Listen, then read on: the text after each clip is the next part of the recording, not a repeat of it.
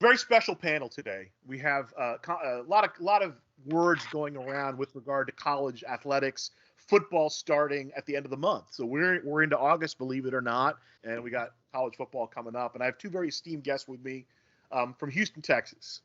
Raheel Ramzanali. He's an alumnus of the University of Texas.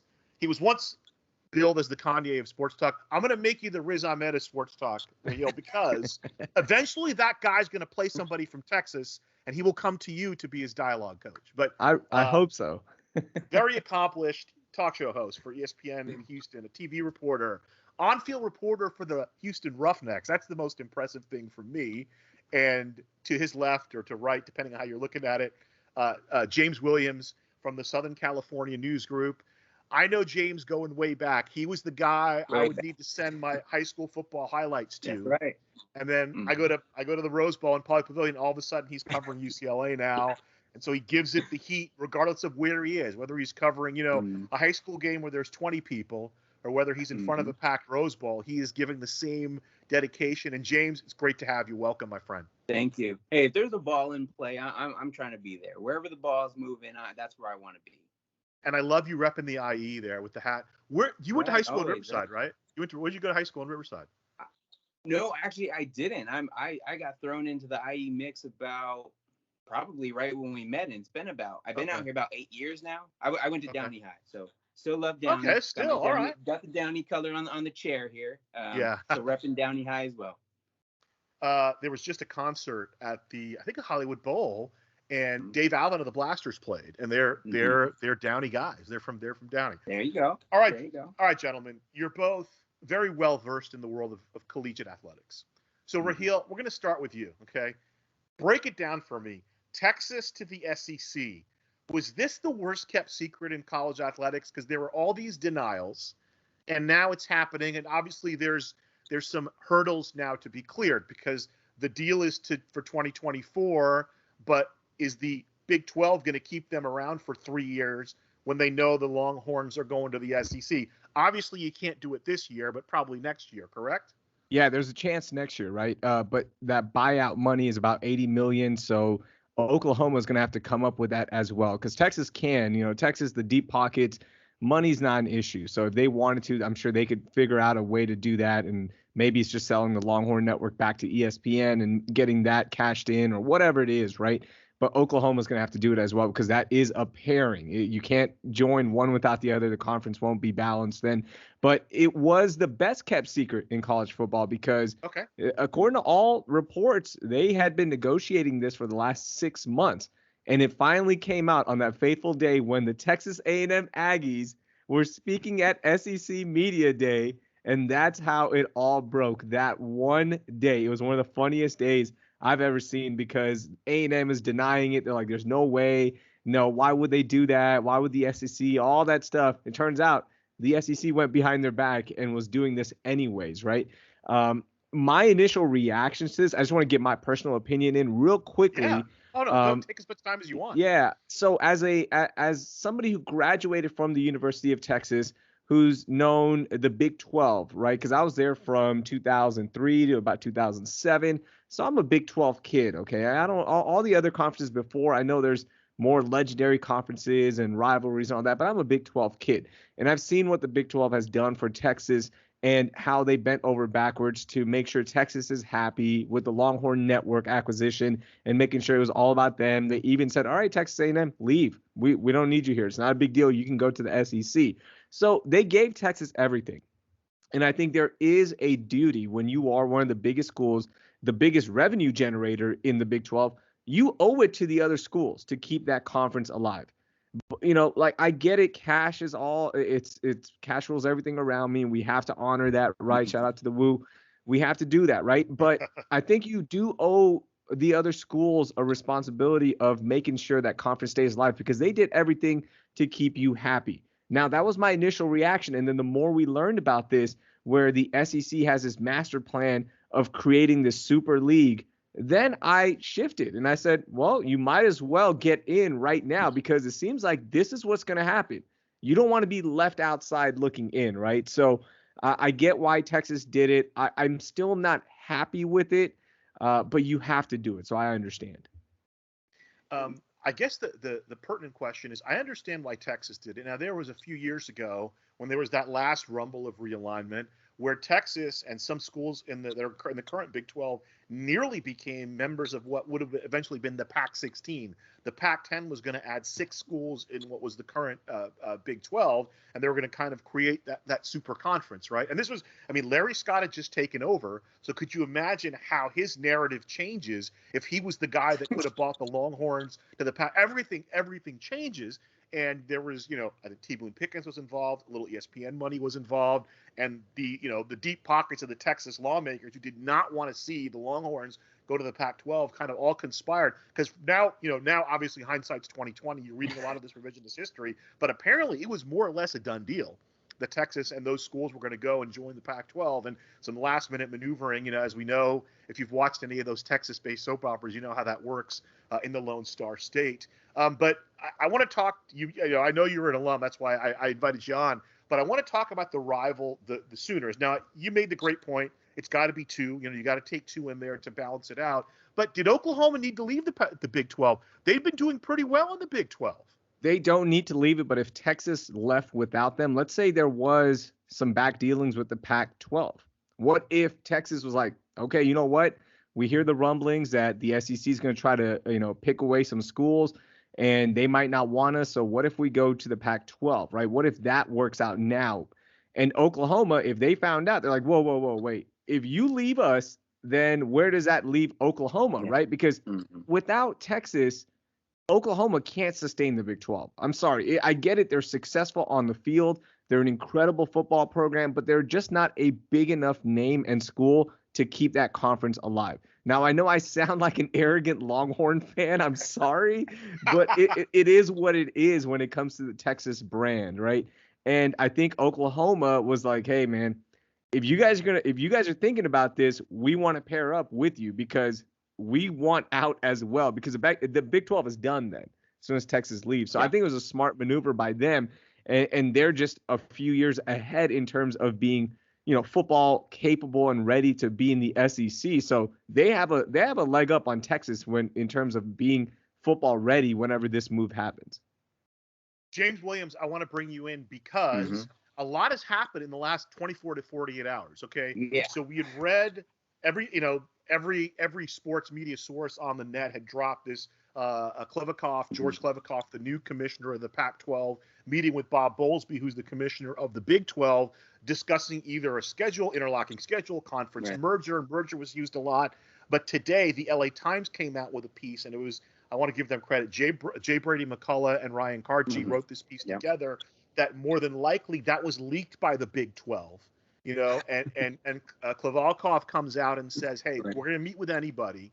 And I guess the conclusion of this article was that, Pac-12, Big 12, whatever they can work out, ultimately the fortunes of these leagues, both these leagues, might rest potentially with the Big 10 and what the Big 10 decides to do. But we brought you in, you've been at UCLA football practice the last, couple weeks since they started up again. Give me your insight from a Pac-12 perspective. So hearing what our esteemed colleague from Houston has told us, where does the Pac-12 go? Does a Pac-12 need to now go and maybe try to pick off some pieces from the Big 12? Or what's in motion for them, James? It's interesting. So obviously I go to UCLA practice and whatnot, and obviously no one's talking about it. If you ask Chip Kelly, he's just worried about his team and everything along those lines. From what I remember, and this was maybe, I guess, 2 weeks ago now at Pac-12 Media Day, they said they weren't talking to anybody. They weren't looking into anything regarding expansion or bringing teams in, right? But if as we just heard, I mean, who knows what these teams and these ADs and everyone else, what they're really doing, right? It's interesting. I think I was listening to ESPNU radio on the way home, and they were talking about, West Virginia coming to the Pac-12 and just different things like that. And I was like, what do you guys, like, no one has a right answer. And everyone's just throwing stuff out, right? I don't think we'll ever really know. I heard, we're going to do this super conference and we're going to pull USC and UCLA out of the Pac-12. And I'm like, what? And I don't know. I mean, I don't know who's coming in, who's coming out, but it does seem like whatever is left of the Big 12, whatever the Big 10 does, and whatever the Pac-12 do, they're kind of all have to kind of hold hands and try to make something work, right? I would think, because if not, we're gonna end up with 4 super conferences or something anyway. So get in where it goes back to like the thing with Texas and Oklahoma, right? You get in while you're invited before you're left out of the picture, knocking on the door wanting to get in. And I don't know. I don't know. I mean, are we going to lose teams? Are we going to lose teams to bring other teams in? What, like, who knows? I mean, I don't know. Who do you get rid of? Oregon State? I don't like it's weird. I think the biggest thing is, and you mentioned Larry Scott earlier, right? Whatever mess he could have further made any more, things were just messy on his way out the door as it was. But right. You got the new commissioner in. He's gonna sit down with everybody, listen, just see what's going on, get a feel for everything. I mean, your first has it been 2 months yet? You get thrown right into into some history making stuff, right? So there's some pressure there, and if I'm him, you listen to everything, explore your options, whether you're bringing in, you're getting rid of, you're trimming fat, whatever you got to do. Make sure you're making the right moves, but you got to do something that's going to help that TV revenue come in, because you got that Pac-12 network kind of floundering around a little bit from what people are saying. No one has it, but then when their team's playing, everyone's like, why is it on the Pac-12 network? And that's exactly why, because they want you to go get it. The other thing is trying to get into some different time zones. As much as I personally love Pac-12 after dark games, you do need to get more eyeballs. You do need to get in front of more people. The people on the East Coast, they're like, and I mean, that's always been the Pac-12 thing, right? Is like, why isn't USC any higher than 10 or 15 in the rankings? And that's because maybe the people who are in charge of these rankings or the polls or whatever, maybe they're not watching these games. Maybe they're just catching the highlights or whatever the case may be. It's not getting the eyeballs that the Pac-12 teams probably deserve. And I think if there's a way to get a team maybe just outside of one of these other time zones or something, do something that's going to be beneficial to the Pac-12 if you are going to make a move one way or another. Yeah, the intriguing thing, and this is in the McCullough-Carty article that was in the LA Times today, was how the Big Ten, so I heard, I'm sure, Raheel, you've heard in Big 12 country, they've already talked about Kansas joining the Big Ten. So the Big Ten's at 14 teams right now. So if Kansas joins, that makes it 15. The logical target, according to the piece in the Times, was USC. If you could add Kansas for the basketball and USC for the football to the Big Ten, that would be huge. That would devastate the Pac-12, because even though I'm a UCLA guy, the Pac-12 in football, namely, because this is all being driven by football, the Pac-12 is always better when USC is good at football. When the USC is good at football, that's when the Pac-12 is the Pac-12 is at its finest. But I like that Klokov, the commissioner, that he kind of has it figured. He knows he's got to do something. Right. But a lot of these dominoes may fall before, irrespective of what he does. I was talking earlier with Eric Little, who's from West Virginia. He covers West Virginia. And I said, West Virginia is one of those teams that could get left out in the cold, not because they're not valuable, but because who knows what the cultural and political intentions are of these various conferences in terms of what they want. Now, if the Big Ten wants to go to the West Coast, that kind of screws West Virginia a little bit. We're talking about the Mountaineers. I always felt, I think it was 2011 or 2012 when West Virginia, the Big East imploded and West Virginia joined the Big 12. I always felt that was a strange fit for West Virginia. It did work out to a degree for West Virginia. Now we have the situation where there may be a Big 12, there may not be a Big 12. Let's start. What do you think? Where's the logical spot for the Mountaineers from here? The logical spot would be if the ACC were to extend an invitation. And I think a lot of what that has to do with, and a lot of why WVU fans want to go there, or a lot of WVU fans want to go there. And I'm sure there are some high-level people at the university that, if you were to ask them truthfully, would say they want to go there. They're a fit culturally, they're a fit geographically. Culturally, meaning there are a lot of rivalries already there with schools that are in the ACC, because many of them were in the Big East Conference in the 90s and 2000s with WVU. They used to play trophy games with Syracuse and Virginia Tech. Pitt is, of course, a huge rival, and these are all teams that are no longer in the same conference. Non-conference, they used to play Maryland every year in the 90s. Just about every year when I was growing up, WVU and Maryland played, and they're on the schedule this year, in fact. So there are built-in rivalries and proximity there. And that kind of gets back to the geography. In the mid-2000s, when Rich Rodriguez was the head coach at WVU, that's a program that went to some big bowl games, and they liked the idea of playing for national championships and playing these big bowl games. And I think when the realignment happened in 2012, as you said, folks saw the writing on the wall that if you're not in one of these big conferences, you can get shut out. If you look at the American right now, the American Athletic Conference, that's the carcass of the old Big East, really. So if you stand pat and do nothing, if you're WVU, you could go there, and they're not a Pac-5 conference, and you're having the debate every year that Cincinnati has, which is they're good, but who have they played, and do they get one of the bids into the New Year's Six or anything like that? And I think we've seen what's happened with Cincinnati. Largely, those teams have been shut out of the discussion. So it wasn't a natural fit geographically. You have situations still where, it's probably not doing your athletic budget any favors to send the volleyball team to Manhattan, Kansas on a Wednesday night and then have to bring them right back. But at the same time, that was the fit that was going to guarantee you access to the biggest in college football. And it worked to help bolster a conference that had just lost Nebraska and Colorado. And you had a competitive conference with Texas being that linchpin.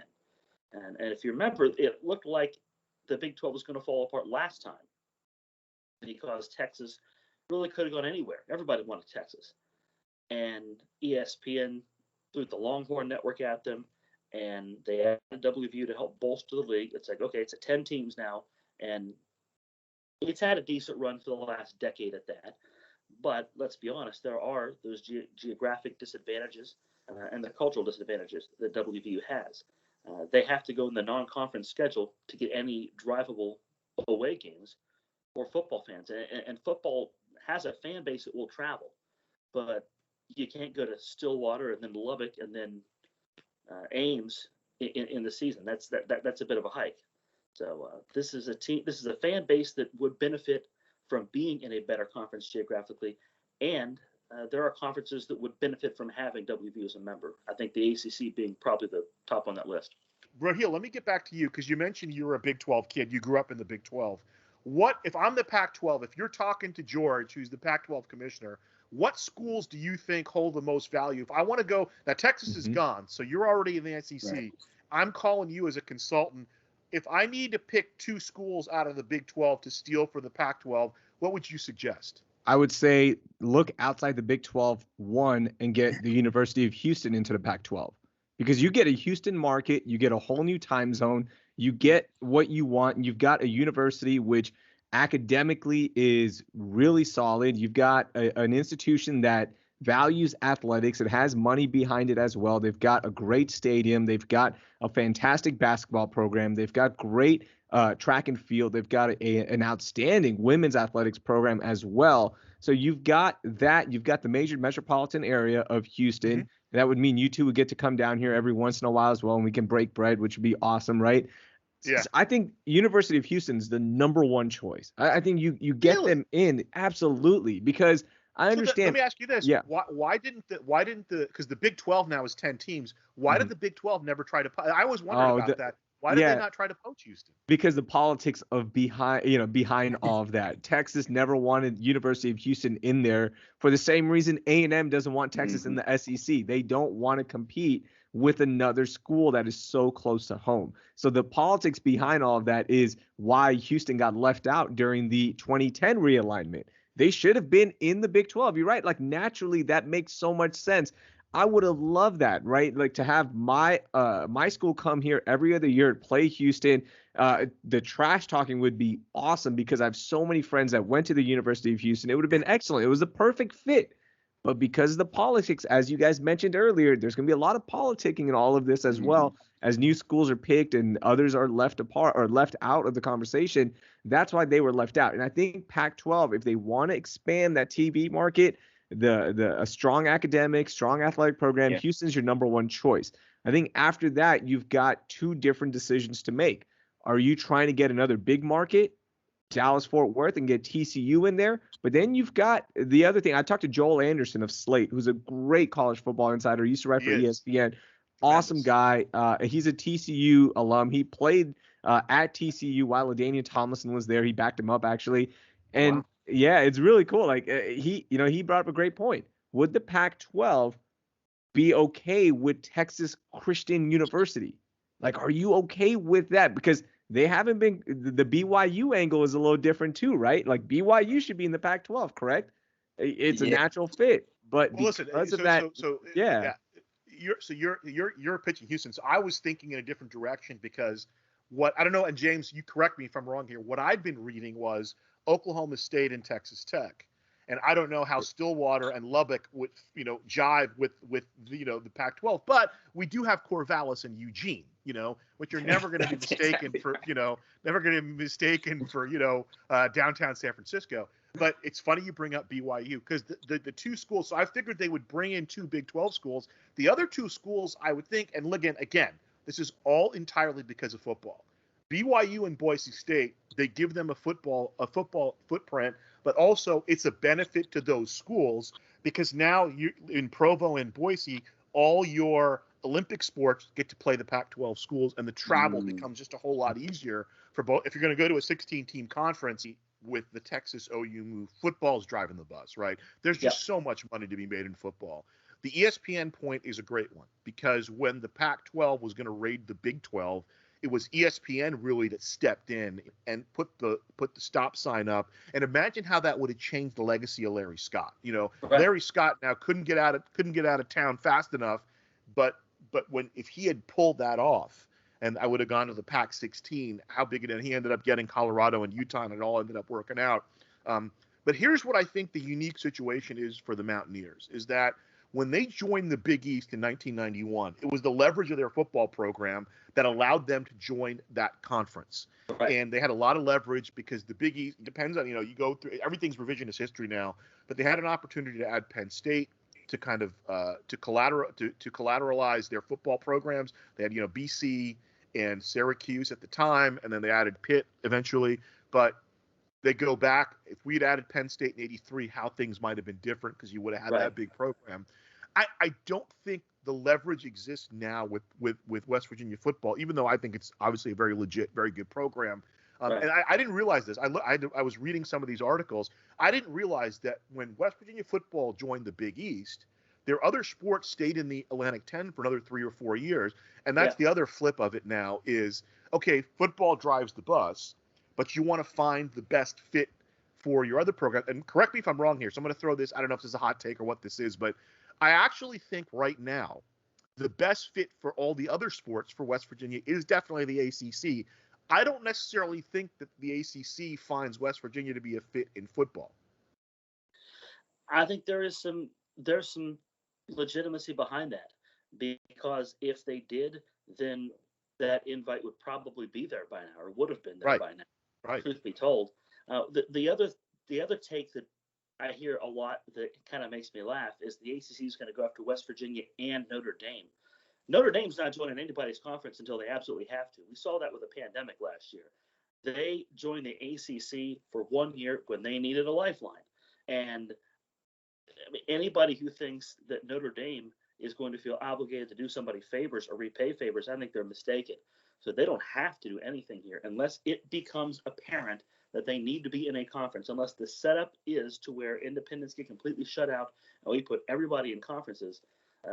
They're not joining anybody. So I think if the ACC is looking to add, maybe Notre Dame's their pie in the sky goal, and then WVU's more of a fallback. For what it's worth, Notre Dame's, the rest of their sports are in the ACC, and they had the same deal with the Big East back in the 90s.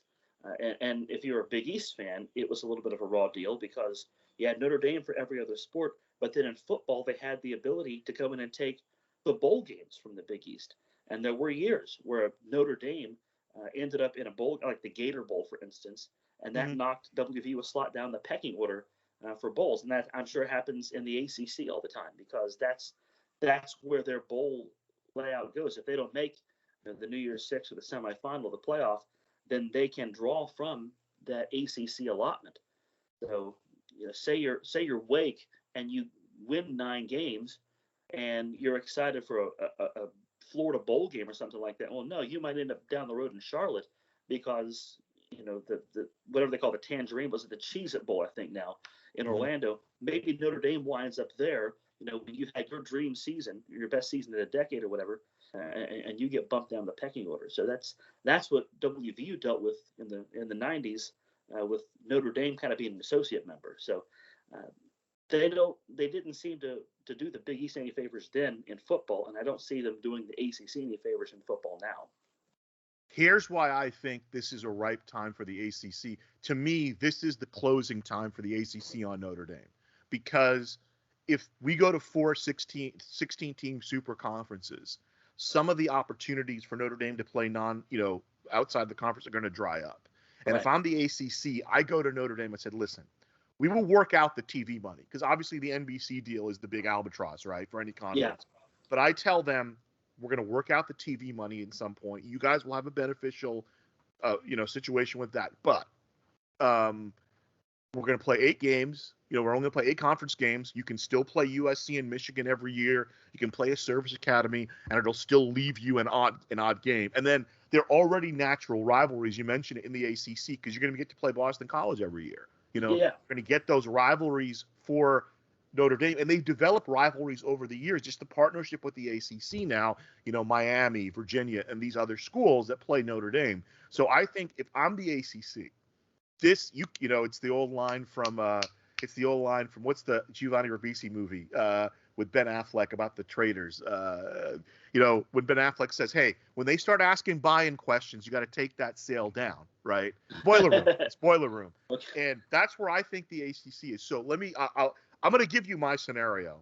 Is I think the priority for the ACC is you lock down Notre Dame as your official 15th member, and the 16th member, it turns out to be the buyer's market, right? And I wonder, no disrespect, obviously, to West Virginia, but I would seriously reach out to Connecticut, because that brings the New York market to the ACC. I mean, they got Syracuse already, but that gives you another angle. Now, the other option is, and I don't know how West Virginia would feel about this. That's why I've got you here. Notre Dame says no. So I go to the Mountaineers and I say, here's the deal. We'd like you as a football-only partner, which kind of flips what we just talked about, because I believe, like you do, that the Olympic sports are a better fit for ACC right now than Virginia football is. But would West Virginia consider that scenario and try to find another place? Maybe you park your Olympic programs in the American Conference and play football in the ACC. I think there's a lot to consider, notably men's basketball and women's basketball, because these are programs that go into the NCAA tournament every year. And with men's basketball, you've got a legendary coach like Bob Huggins, who is going to have some say-so in this. So the men's basketball program is going to be a lot bigger factor than it would be in maybe maybe a lot of other scenarios like this.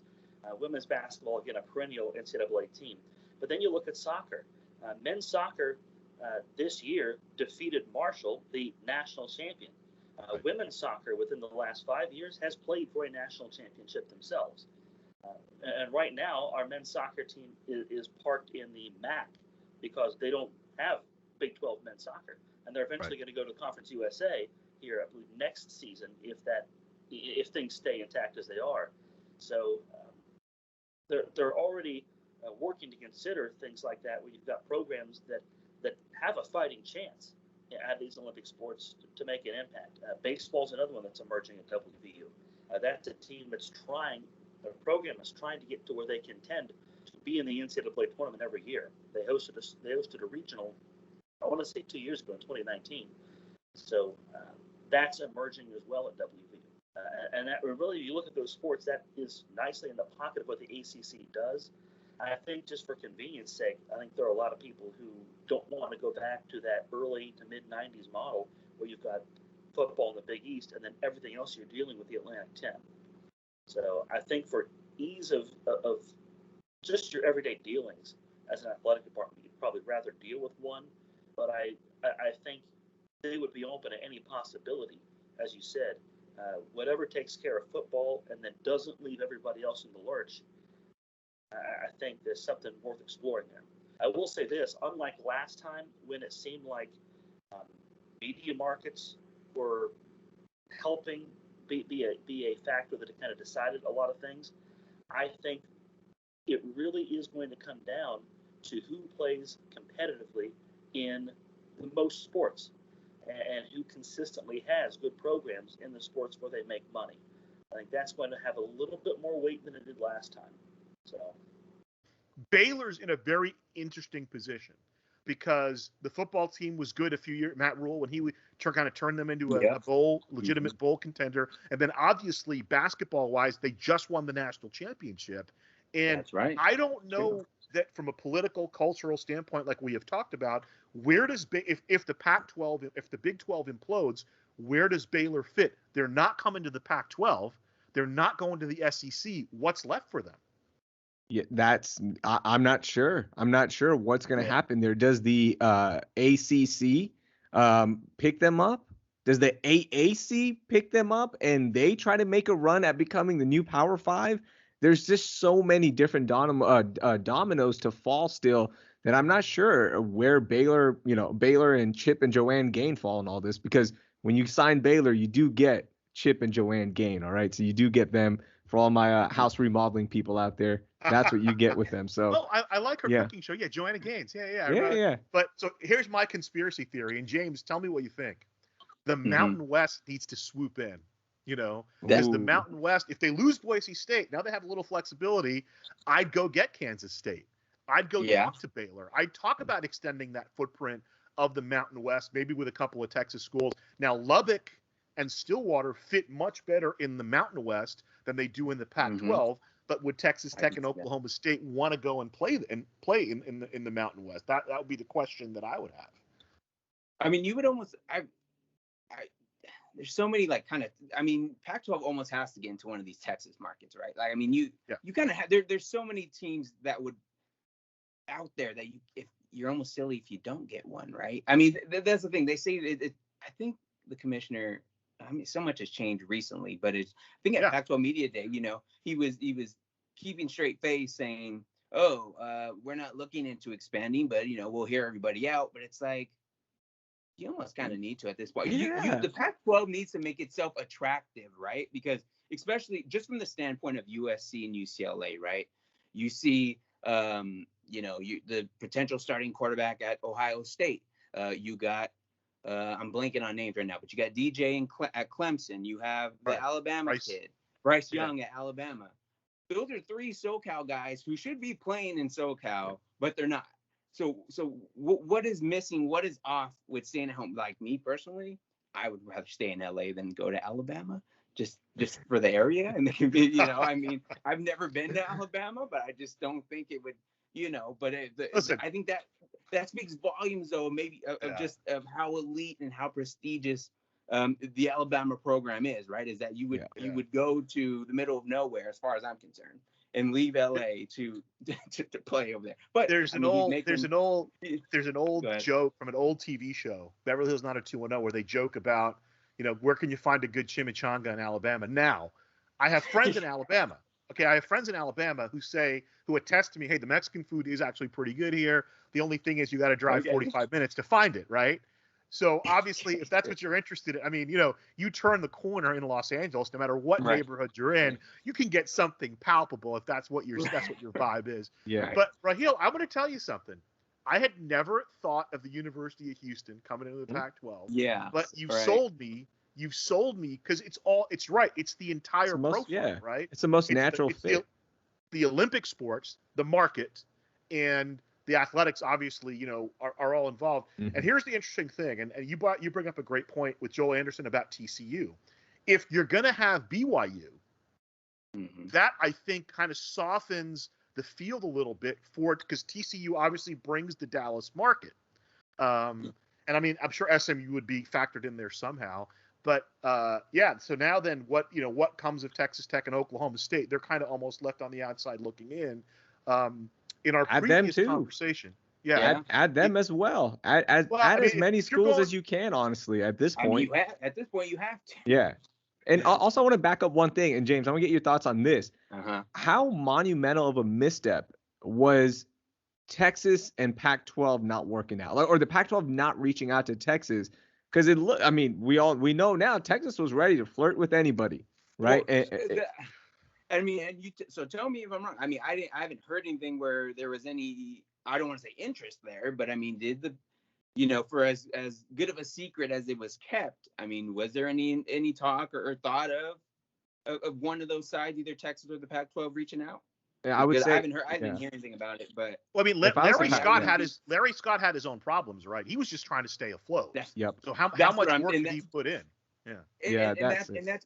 that's part of it too, though. Is Larry Scott, they and all of them, they kind of had their own problem with just the network and everything else. I'm the referees, for example, but but so yeah, I mean, and that might have just been part of it too. Is like they just kind of had their head down, worrying about their own problem and situation, and they couldn't even really consider looking at anything else. But no, definitely that's a good point. I mean, why wouldn't you? If they're willing to flirt with anybody, the Pac-12 needs to be trying to flirt with anybody. Right? I would have ever since the Pac-16 failure, I would have reached out to them every 6 months. Hey, you ready now, Texas? How can we get this done? Because Texas, USC, UCLA in one conference, and then of course the rise of Washington, and maybe you add a few other schools, and maybe Oklahoma. I don't think Oklahoma would have came over to the Pac-12. I think just it just wouldn't have worked, in my opinion, because of look, Texas would have worked. Austin, it's weird. It's like California. I think they vibe naturally. Oklahoma, not so much. Okay, Oklahoma's that cousin you don't want to be seen outside in public with. Unfortunately, that's you respect them. You're like you're part of the family, but I'm going out with my Pac-12 friends, and you can go with your SEC friends. You can go there, and you guys can do whatever you do. But I mean, to me, if Texas and the Pac-12 would have worked out, I would have loved it. Like I just think that's the perfect fit. I think everybody would have flourished. I think that becomes one of the strongest conferences because of the brands, but it didn't work out. So now we're left with we don't know what's gonna happen. And like that's the biggest thing, right? Is kind of almost it comes down to the brand power or what makes because there's this thing where the Pac-12 is never gonna get in the mix or they're never gonna be highly ranked because they just beat each other down. And part of that is probably true. But then let's say you do have USC or Oregon run the table with everybody in the conference. Then I can just see it be, okay, well, then who do they beat? Yeah, you beat Oregon State and whatever. I mean, Utah's solid. Washington is solid. If Oregon beats USC beats Oregon, one or the other. I mean, there's some teams, but it's like nationally, does saying you beat Utah do anything for you? I mean, I don't know. But if you say you beat Texas or you beat Oklahoma, then you're like, it's especially funny because of the eyes that are on those teams.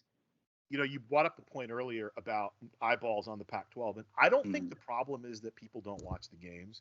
I think the problem is there are 3 or 4 teams every year people watch, right? You're going to watch USC, you're going to watch Oregon, you're going to watch Stanford, and then whoever's the hot team, right? So you don't watch, you're not going to watch when USC was winning those national championships.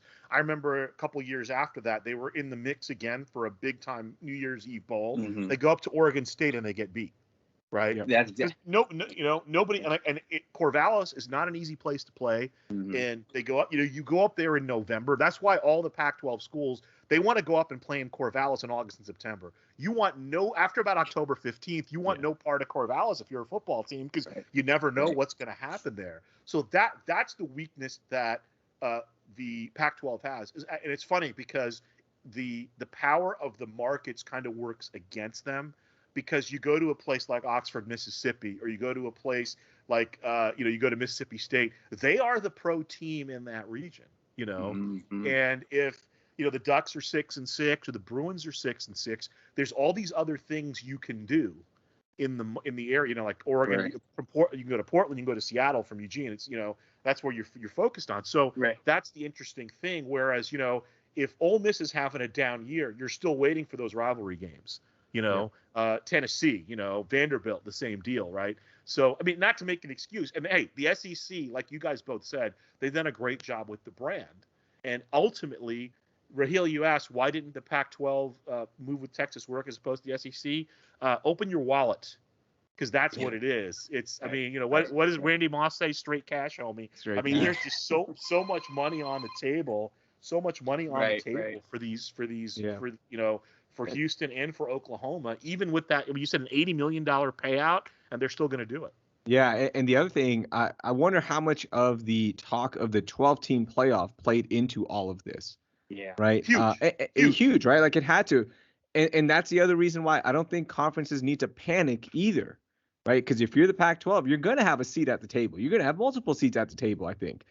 Same thing with the Big Ten, with the ACC. The ACC and the Pac-12 to me are the same in terms of there's always going to be one good team at the top, right? That when they're hot, everybody else is going to be like, what do we do, right? Clemson's the hot team right now, similar to what USC was back with Matt Leinart, Pete Carroll. They were the hot team, and everybody else was just there. Like the ACC is not a great conference.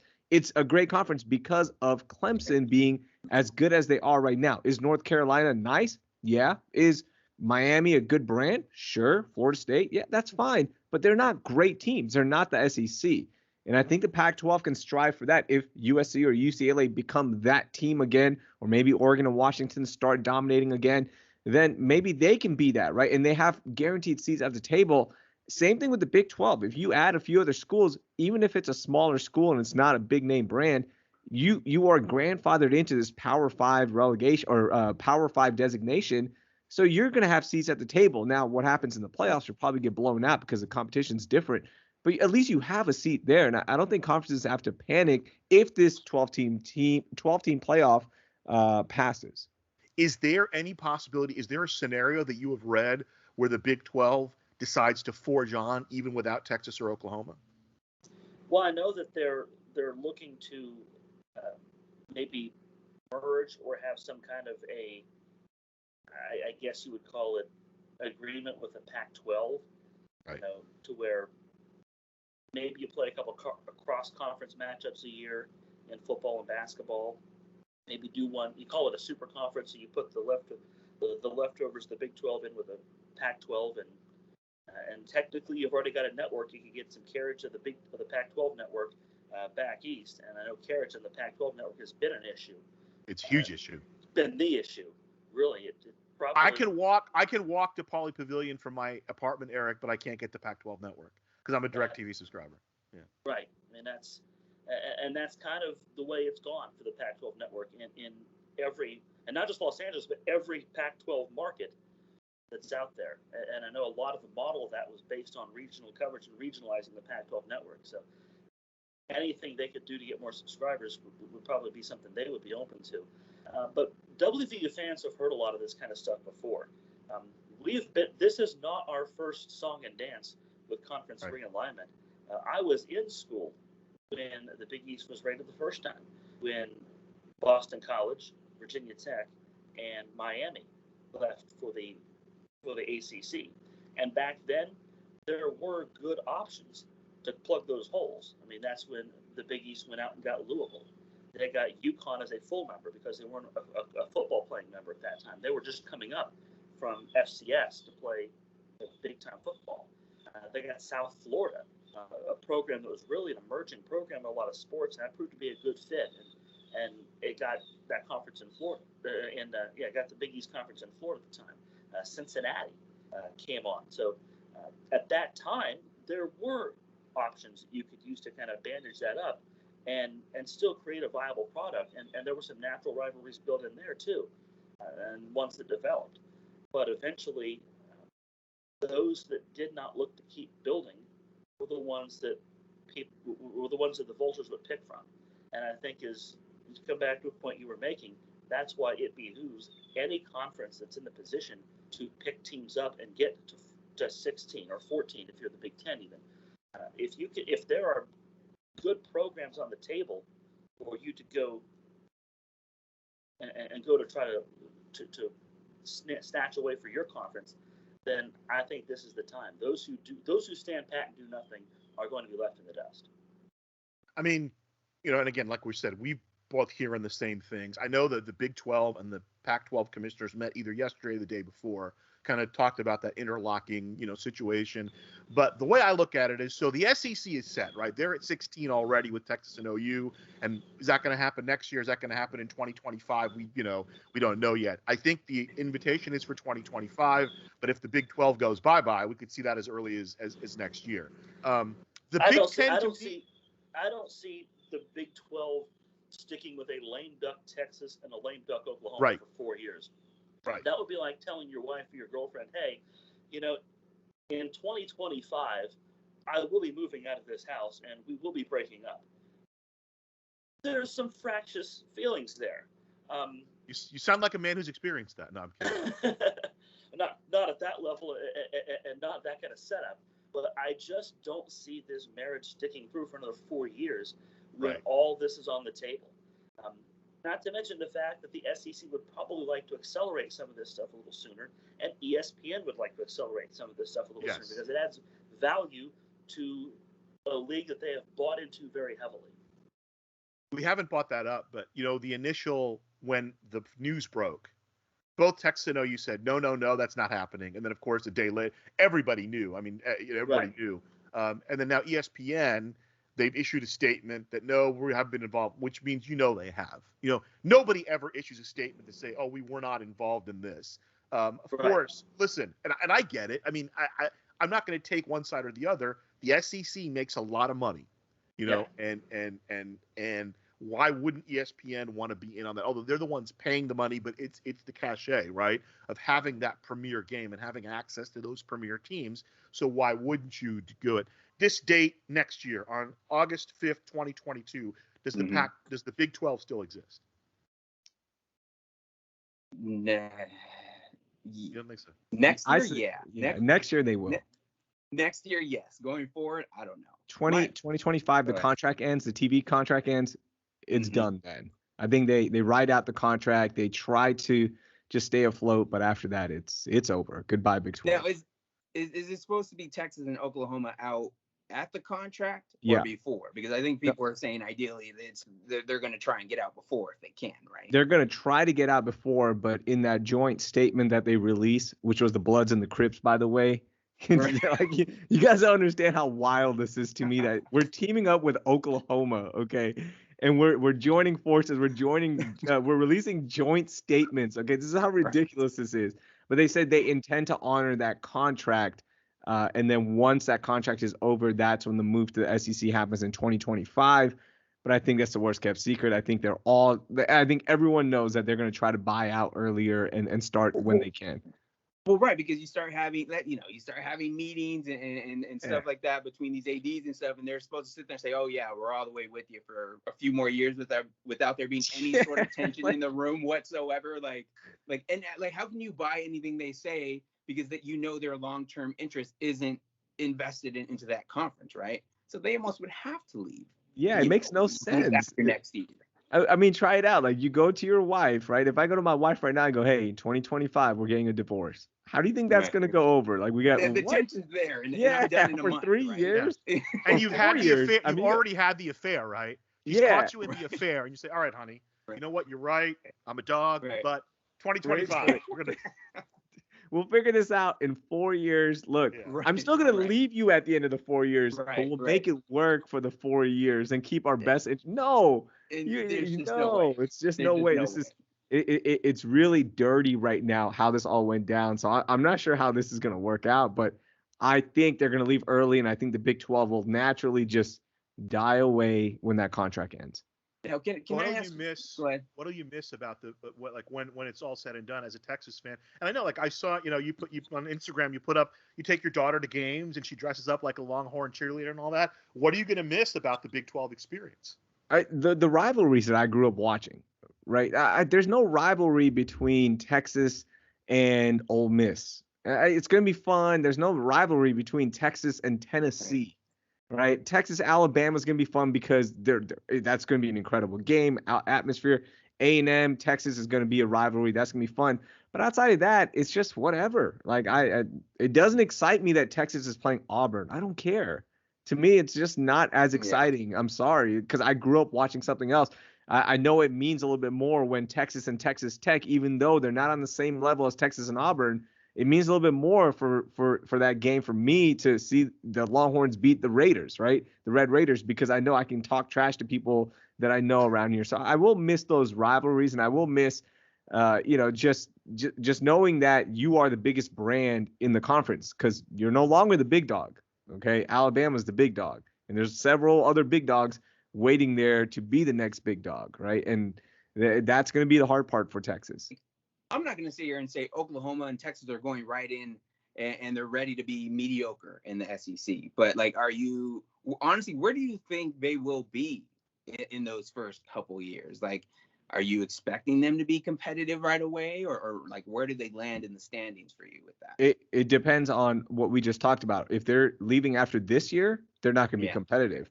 If they have a couple of years to retool and know that this move is coming, exactly that intention of we're going to be opening up the season in the SEC in 2024, then it's going to be a little different, right? And I think you've got a good hire in Sark, spending time at Alabama, and of course with his time at USC, that you can start recruiting guys on a weekly basis. These are going to be tough matchups, right? In the Big 12, you had a couple of layups in there, and I think you still have a few layups in Vanderbilt, right? Like that's a school that it's Vanderbilt, guys. Right. Not every SEC team is really good, so there's going to be some layups as well. Ole Miss, Mississippi State, what's up? But it's going to be hard every week. Like that schedule is brutal, right? You can go Alabama, Florida, Auburn, 3 out of 4 weeks. That's a lot of good football right there. So I think it's going to be an adjustment. And I think we've seen the adjustment from Texas A&M. It took them 10 years to be somewhat competitive, and that's how long it took them to retool, to recruit the right way. As you mentioned, man, it's going to be interesting. But I don't think they'll be good right away. No. Now there was something that floated. I don't know. There's so many fake accounts now. I don't even know what's credible and what's not. Right. Did you read anything about potentially Clemson and Florida State wanting to be in the SEC? Did you see that at all? I've seen models that had the SEC going to as many as 22 teams. Okay. I've seen, and what that incorporates is you go out and you get Texas Tech, you go out and you get Clemson, WVU, even in that model has become part of that discussion. And so you got to get Clemson, Florida State, WVU, Texas Tech. If you do that, you get to 20, and then you can almost make 4 divisions of 5 teams each. But what's interesting to me in some of those models is you would have an SEC West division.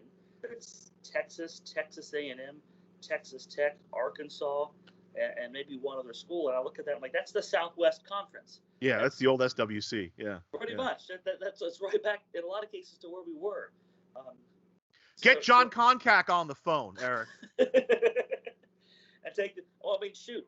Now the Big 12 would be down to 8 schools, so just call them the Big 8. You got the Big 8 and the SWC back again, and everyone's kind of sort of happy.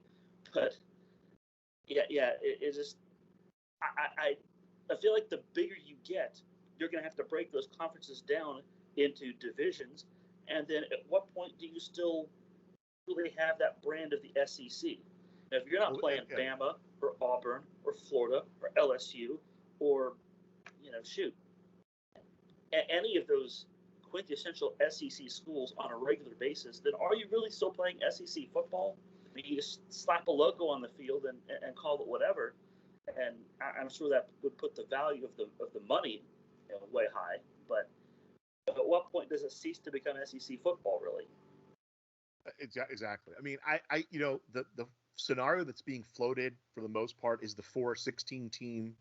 Instead of the Power 5, we're going to go to 4 16-team conferences, and who's, it's musical chairs like in elementary school, right? Who's going to be left standing? And I think for the Big 10, it's fairly logical. You go get Kansas, you go get Iowa State, and that's your 16, right? Yep. And so right now the SEC is at, with Texas and OU, they're at 16. And then the question is the ACC. Now for the Pac-12.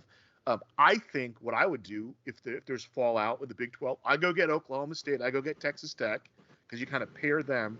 And the 2 schools I want to go to the Pac-16, I'd want Boise State and BYU, because BYU gets you the stand in Utah, and then Boise State is good enough at football to enhance that product, and they'll get better. They'll have to get better at other sports because Right. geographically that's a way better fit for them. Now I'm wondering also how the Mountain West plays this, seeing kind of sitting out looking, particularly if they lose Boise State, how they would go about it. But they're not they're not in that Power 5 thing. Is Clemson still in the ACC, or are they trying to get in on that SEC? Like, because that's the thing with me is like, you look at a Texas or an Oklahoma, and they're kind of the big dog in their own yard, right? And you can kind of say that about Clemson right now too. But at what point is it maybe almost a bad thing that you're just the big dog in your own yard and you're not in that mix like a Texas and Oklahoma are moving into the SEC? That's a great point. I haven't even thought about that. Yeah, Because I've been working under the assumption that we're going to have 4 different conferences with 4 super conferences. One is out. But there was that rumor that we could see the SEC just go, hey, NCAA, screw you. Yeah. Check this out. Yeah. We've got a super conference with, let's say, 24 teams. And almost every team is awesome, right? And they're the big brands. What if they pull Michigan, Clemson, Ohio State, Florida State, and they go, let's just build this thing up and break away from the NCAA. We're not sharing money with anybody. This is all our profits now, and we put on football, right? So Clemson wouldn't want to be left out of that, right? I heard this on the radio, though, too, and they were just kind of throwing stuff out there, too, based on brands and whatnot.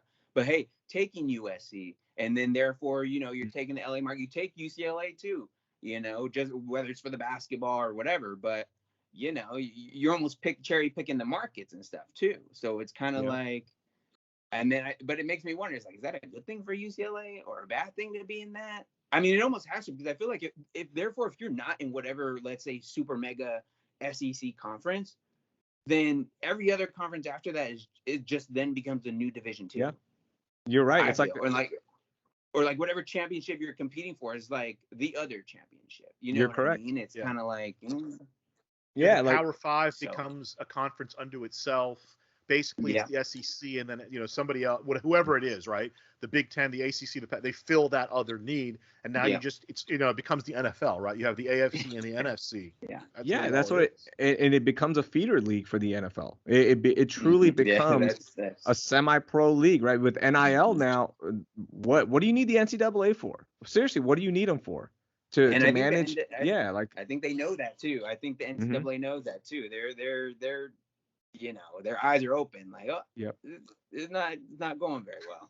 So right. I'm gonna let you go with this. So I'm gonna make you the athletic director of West Virginia. Okay. So what is your plan going forward? So that you're potentially being rated. There's also a potential maybe that the Big 12 can figure something out. Give me your 3 priorities. What are your boosters come to you and they're all in a tizzy. What do you tell them to calm them down? I remind them of the athletic and academic success at West Virginia, and this is where the real WVU athletic director made a bold and a genius move. His statement did not step away from the Big 12. It did not really come off as disloyal. He said, we remain loyal to our partners and committed to being in this conference. We've also had runs down the list of accomplishments. And then it finished with something like, we continue to survey the changing landscape of college sports, and we'll do our best to position our brand, as best we can in that. I mean, that was a masterstroke of a statement from WV Athletic Director Shane Lyons. So what I do is I try to reassure my big money people, hey, we're definitely a part of the discussion. And I think that's where WVU as a Big 12 member versus WVU as a Big East member back in the day, I think WVU is a lot more firmly positioned this time around in conference realignment, because there is a considerable resume of Rhodes Scholars, Goldwater Scholars, research money coming in for different programs on the academic side. And then you look at the athletic side, the big bowl games, NCAA tournaments, a commitment to facilities, money that has been spent in Morgantown in the last decade to continue to upgrade the facilities that are there. I think you continue to remind people of those things, and most notably your people. I need to coalesce them around the fact that, hey, we got this. Second, I think you stay open to all possibilities, and you stay open to the ones that are going to keep you playing sports at the caliber which you would like to keep playing them, because it's a money thing. There's talk about the American going out and maybe scooping up the rest of the Big 12. Well, that's fine. The American has been an above-average league as far as quality of play goes, but the money's just not there. They're not at that P5 level. So if they go out and they get the remaining 8 schools, or maybe it's 7 if Kansas or maybe it's 6 if Kansas and Iowa State leave, is there still enough money left in that product to make what you'd be making the Big 12? I mean, it's going to come down to dollars and cents, and it's loyalty's nice, but you've got to be able to continue to bring in the money to pay the people that are running your athletic department and to continue to keep your athletic department running at the caliber that it's been running, because there is a point where it comes down to jobs. People in the athletic department that you've come used to having, that you might have to downsize. And no, that's not the option you would want to have. And then finally, I think I would highlight the success of my ancillary programs and my athletic department as a whole, because while football is driving the bus, there are programs at WVU that are making national headlines and national attention. You look at social media engagement, you look at merchandise sales, and that's a total brand thing. And from those standpoints, WVU looks good. And from the standpoints of where you are with other key Olympic sports that are now gaining traction and emerging, we talked about baseball earlier. We talked about the soccers, and WVU's played well in both those sports in the last 5-10 years. I think you sell that and you promote that as much as you can to your fan base, but also, most importantly, to other conferences. Maybe there's some discussions being had that we're not privy to, waiting for it to be all clear, right? Because if you're talking about a super conference where you got teams from the West Coast and East Coast and Midwest, travel becomes a huge thing, because you're not just traveling football teams, you got to travel, tennis and this, that, and the other. Right, so right. Probably they're going to hold off until we have a little bit more this kind of understanding of how travel will work. No, but maybe it's just football breaking away, right? And the NCAA still has a place in all of this, and the conferences that we all grew up with, they still have a place in the other sports, including basketball, by the way, right? Because I don't think basketball is big enough to break away like football is. But what if it's just football breaks away and says, we're going independent here. We don't need the NCAA. We're not going by your guidelines. Here's our super league, and we're like the NFL. We've got the logistics figured out. And we're still going to enroll in the NCAA, institution with all of our other sports, right? Because we still need the conferences there. We still need the guidance there. We still need the infrastructure there and all that. So maybe that's the way it works out. I think that's a good point too, though. Like having it just be football, because a lot of times when they do talk about the conference realigning and everything like that, I only ever think of it from a football standpoint. I don't think of it as about, it still kind of boggles my mind that UCLA went as far as they did. Just considering, they started the season good, but then they kind of it seemed like floundering a little bit heading into the tournament, or I think they barely even made it into the tournament. Well, they did. They were in the first 4. But, I think, again, that's the point. Of course, you're not going to have a 64-team tournament or whatever for football. But when it comes to basketball, everyone kind of does have a chance in a way with that big basketball tournament, right? So it's kind of like you don't hear too many people say, well, we don't get a chance or in basketball. But when it comes to football, then, it's kind of like you get the same 4 teams every year. And one, it's kind of annoying. But, I think you do get to 12. Some people say a 16-team playoff or whatever the case may be. Why did they leak that 12 team? Because they were very forthcoming with that information. Like, we're absolutely interested in this 12 team. Because they probably got wind of Texas and OU breaking to the SEC. Yeah, that's a great point. It could have been a bug in the year, maybe, right? Or someone just kind of like slipping up or saying like, hey, mate, what if? And then they're like, oh, what if? So they're like, let's try and maybe push forward this narrative of a 12-team playoff to give everyone a chance and maybe no one moves around. If the ACC isn't interested, which, I think there should, as I said, it's about 50-50, right? I think there are reasons they should and there are reasons there shouldn't. And it has nothing to do with West Virginia, right? It more has how their politics are working internally. But I've always believed that you go somewhere where you're wanted, it can really help, The SEC is not interested. What do you target if you're the Mountaineers? That's a great question. I think if you want to go for another big conference, you see if the SEC is willing to give you a phone call and willing to go up to 20 or 22. It would be a little bit before they could compete in football with some of the LSUs and the Alabamas, because again, recruiting there, it's a war, because you're coming down to guys on Saban's third string that could probably start at, let's say, 75% of other D1 schools. They win with depth, and they do it every year. And they've built that kind of a brand where people want to go to Alabama. So, but I think if you want to be in a relevant conference nationally, you have to go SEC. But then beyond that, I think your best option is trying to bolster the American and see if you can't pluck somebody else. Maybe take someone else out of the ACC, or take someone and like, look, we can, if we get you and you and you, and we come into what's there at the American, let's build this up into something, and then maybe you go back to ESPN with that, and you get more money out of that. Another program, another conference that I think had a really interesting 2020 in football is the Sun Belt, because the Sun Belt got a lot of prime television slots in September when a lot of other conferences weren't playing. And they play good football. People forget this. They used to forget this. They don't now. Coastal Carolina and Louisiana was one of the more anticipated matchups on the schedule. Look how good Coastal and BYU was, and that was a well-received game, and that got attention all over the place. So there are 3 or 4 name-brand programs in that conference. There's programs that are in big cities. I'm not saying I would like to see WVU take that step and be the Florida State to the old Seven Dwarves that used to be the ACC, and do that over the Sun Belt. But like you said, if it ends up being going where you're wanted, maybe that's what takes a conference like that. Maybe you be the team or the program that elevates a conference to the next level. I mean, beyond the ACC and the SEC, the options are not all that strong. A lot of the reports say the Big 12, the Big 10 has already said no. So, and that would be the other natural. Now the Big 10 has expanded into Maryland and Rutgers. Yes. WV would be firmly in the middle of that footprint, as opposed to, maybe 10 years ago, they're kind of on the periphery. So that conference doesn't seem to be interested. Maybe you go back and beg them if the ACC says no. I don't know. And then there is the off chance that the Big 12 finds a way to stick together. I mean, we've seen stranger things happen.